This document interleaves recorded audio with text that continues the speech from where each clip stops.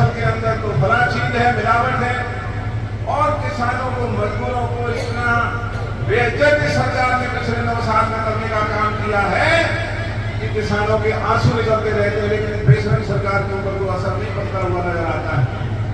नौजवान बच्चे, जब नौकरियां नहीं है तो हमारे बच्चे क्या करेंगे? आज देश में नशा बढ़ रहा है और सरकार चाहती है कि गांवों के अंदर कोई भी बिरादरी का नौजवान ये अगर ऐसे ही बढ़ते रहे, आपस में लड़ते रहे, तो इनका काम ठीक चलता रहेगा। लाल डोरा जो खत्म किया, बताइए इस इलाके के, हरियाणा के किस गांव ने मांग की थी कि लाल डोरा समाप्त किया जाए?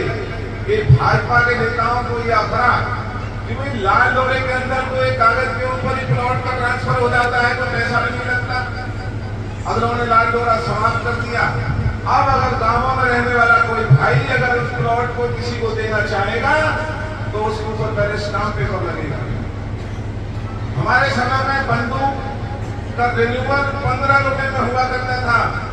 आज 2000-1500 फीस बढ़ाने के बाद भी बंदूक का रिन्यूअल नहीं होता। किसी घर में अगर बंदूक का लाइसेंस धारक की मौत हो गई है, उसके बच्चों का लाइसेंस नहीं बन सकता। वो बंदूक जमा होकर के लाखों रुपयों के हथियार और वो पता नहीं कहां कहां पड़े हुए हैं। इसी तरीके से जो आज हरियाणा के अंदर कितने ही ऑनलाइन स्कीम का नाम दे करके कि ऑनलाइन बुजुर्गों की पेंशन है कि ऑनलाइन पेंशन बन जाएगी, ऑनलाइन बंद होता हुआ जब 20,000 रुपए की रिश्वत जाती है। याद करो हमारे दिन, हमारे समय में गांवों का करती थी, बुजुर्गों की, विधवा बहन बेटियों की, अपंग लोगों की पेंशन गांव की चौपालों पर हमारे राज में बनने का काम हुआ करता था। कोई एक पैसा लेने की हिम्मत नहीं कर सकता था। पेंशन गांव में खुद बांट दी जाती थी। लेकिन आज ऑनलाइन के ऊपर बुजुर्गों की, विधवाओं की पेंशन नहीं बनती है, 20,000 रुपए रिश्वत मांगती है। हमारा आपका गाड़ी कमाई का सारा पैसा बैंकों में डलवा दिया बीजेपी ने। आज बड़े बड़े जो पैसे वाले हैं वो अरबों खरबों रुपया बैंक का लेकर के कर्जा लेते हैं, देश छोड़ के भाग जाते हैं, पैसा देने से इनकार कर देते हैं। उनके कर्जों को एनपीए बनाया जाता है, नॉन परफॉर्मिंग असेट्स। हमारे नए पढ़े लिखे बच्चे और इतनी संख्या में वकील साहिबान आए हैं, वो समझ सकते हैं, इसको सामने रखा जा सकता है। और आजकल तो ये सोशल मीडिया, अखबार, टेलीविजन हमसे भी ज्यादा बातें आप खुद भी देखते रहते हैं। तो मैं आपसे ज्यादा ना कहता हुआ यही अपील करने के लिए आया हूं कि अब हमारे इलाके को खड़ा होना पड़ेगा। जो हैसियत हमने और आपने बनाई थी, उस हैसियत को मौजूदा विधायकों ने, सांसदों ने घटा करके कम कर दिया है। आज हम हरियाणा के हिस्से में नक्शे पर कहीं नजर नहीं आ रहे हैं। हमें हरियाणा ही नहीं, हमें देश के नक्शों पर खड़ा होते हुए दिखाई देना पड़ेगा। और उसका एक ही मंत्र है कि जो भी भाई नाराज हैं, जो भाई छत्तीस बिरादरी के लोगों को इकट्ठा करो, सबको साथ लगा करके, और उन्हें जो काम हमने किए, जो हैसियत हमने अपने इलाके की बनाई, जो सेवा हमने अपने इलाके की की, और जो ये बेईमान आज हमारी बनाई हुई मेहनत की कमाई को खराब कर रहे हैं। रजवाहों में पानी आता नहीं, ना जरूरत होते हुए रजवाहों को पक्का करने की, केवल कमीशन खाने के लिए रजवाहों को पक्का किया। 3-4 साल बाद जहां से रजवाहे गुजर रहे थे, जो ये पक्के किए हैं, हमारा धरती के नीचे का पानी भी खारा होता हुआ आपको नजर आएगा। इन्होंने कमीशन खाने के लिए पक्का किया। तो ये सारी जो बातें हैं उनको ठीक करने का केवल एक ही तरीका है। पहला चुनाव लोकसभा का है, और जैसा मैंने पहले कहा, फरीदाबाद पलवल का ये लोकसभा का आखिरी चुनाव होने जा रहा है। 2026 में हल्काबंदी नहीं होगी, लोकसभा भी और विधानसभा भी। फरीदाबाद एक अलग इलाका रह जाएगा, पलवल हमारा एक अलग हो जाएगा। इसे कहां जोड़ेंगे वो भविष्य की बात है। तो पहली लड़ाई हमें लोकसभा की लड़नी है। ये लोकसभा की लड़ाई आपके आशीर्वाद और आपकी ताकत के बिना नहीं लड़ी जा सकती। ये लड़ाई हमें लड़नी पड़ेगी अगर अपना अस्तित्व बचाना है। अगर इस हरियाणा में और इस प्रदेश में अपनी ताकत दिखानी है तो इन कमजोर और बेईमान लोगों को घर बिठा करके हमें आपको आगे आना होगा, जिससे कि हमारे भविष्य के जो बच्चे हैं, पीढ़ियां हैं, उनके इंतजाम हो सके।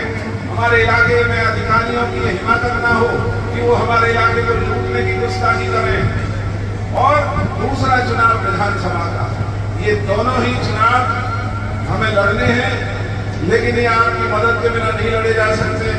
मैं देख रहा हूँ छत्तीस बिरादरी का एक से एक बड़े पंच और एक से एक बड़े हमारे वकील और समाज के सभी बिरादरी के नौजवान साथी यहाँ पर आए हुए हैं। अब आप इस भाजपा के जो षड्यंत्र हैं एक तो उनसे बचना है, क्योंकि जब चुनाव नजदीक आते हैं तो भाजपा हिंदू और मुसलमान की बातें करने लग जाती है। जब चुनाव आते हैं तो ये पन्ना प्रमुख बना करके लोगों को ईमान को खरीदने के लिए पन्ना प्रमुखों के पास पैसे भेज करके लोगों को खराब करने की साजिश करते हैं। इन पन्ना प्रमुखों के फोटो खींच लो, इन पन्ना प्रमुखों के फोटो खींच लो, इन पन्ना प्रमुखों के फोटो खींच लो। सरकार जब कांग्रेस की बनेगी तो इन पन्नों के वो पन्ने फाड़े जाएंगे जो इन्होंने बेईमानी और हत्या करके सभी को खराब करने का काम किया। और ये लड़ाई हम और आप मिलकर के इस लड़ाई को लड़ने के लिए तैयार होना पड़ेगा। पार्टी ने फैसला करना है तो ये थोड़े दिनों में पार्टी का फैसला जो भी होगा वो आपके सामने लेकर के हम आएंगे। लेकिन फिलहाल आपने सब जगह भाजपा के दुष्प्रचार से बच करके अपने इलाके की इज्जत के लिए, अपने इलाके के सम्मान के लिए एक होकर के, मेरे अंदर अगर कोई कमी हो, कोई शिकायत हो तो आप कभी भी मेरे कान पकड़ सकते हैं। लेकिन इन रंडुओं का क्या करोगे? इन्होंने तो अपनी पेंशन और मांग ली। अभी अखबार में था कि भाई जो रंडवे सारे इसी बीजेपी की पार्टी में ही है, जो भी रंडुओं को पेंशन दी जाएगी। पेंशन केवल उन लोगों के लिए हो रही है जो सबसे बड़ी हमारी संपत्ति है, नौजवान, हमारे बच्चे। उनके भविष्य को बनाने के लिए सरकार के पास ना कोई प्रारूप है, ना उनकी नीयत है। और अगर ये नौजवान बच्चे ऐसे ही अगर रह गए तो आने वाले समय में बहुत बड़ी हानि होगी। तो मैं आपसे यही हाथ जोड़ कर अपील करता हूँ कि हाथ से हाथ जोड़ना, ये जो कार्यक्रम कांग्रेस का है इसके साथ जुड़े और भी लोगों को अपने साथ जोड़ें और इस अभियान को आगे बढ़ाएं।